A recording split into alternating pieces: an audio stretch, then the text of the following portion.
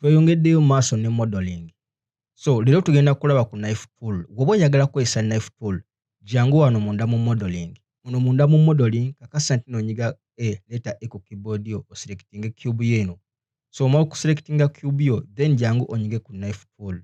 Eri wano. So omala okunyiga ku knife tool obeere nga otandika okudrawinga wa w'oyagala okubeera nga osala. So onaaba osala then ojja kuba ocreatinga edges ne faces wamu ne vertices empya y'engeri knife tool mwana wattu gy'ekolamu. Era bw'oba weetegereza nti nno knife tool eno engeri gy'ekolamu nti nno buli we tubeera nga tudrawinga olaba nti nno ebeera ne kano kammaaka aka purple akabeera nga kagoberera kaati yaffe. So ako nako mwana wattu weekali.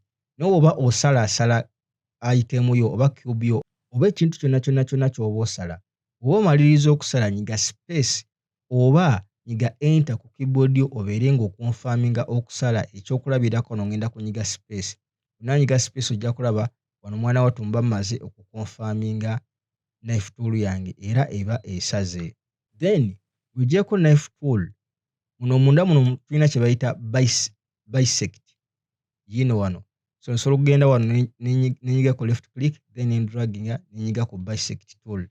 Omala okunyiga ku bisect tool, eno bisect tool esobola okunnyamba okubeera nga nsobola okwawulamu object yange nga nsobola ogyawulamu wakati oba nga nsobola ogisalamu wakati. Ekyokulabirako ngenda kujja wano then nsale bwe nti. So then bwe mmala okusala bwe nti ojja kulaba nti no erina kagizimo wano ke ndeetera.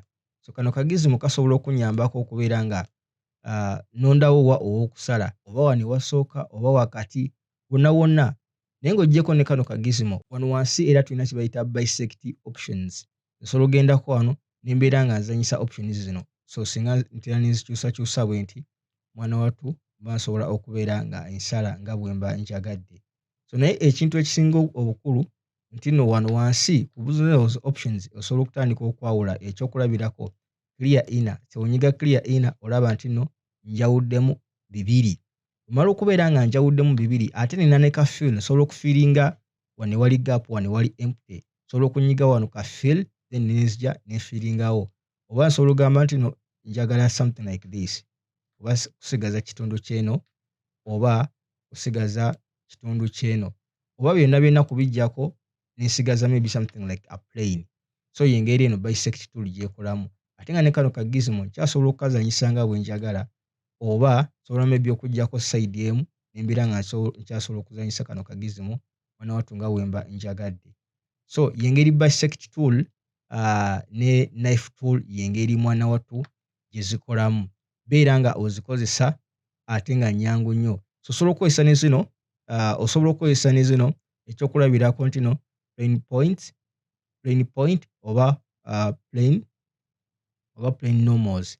Osobola okubeera nga ozikozesa n'obeera nga ofuna shape gy'oba oyagala. So mwana wattu beera nga ozipracticinga paka w'okakasa nti no ozikutte.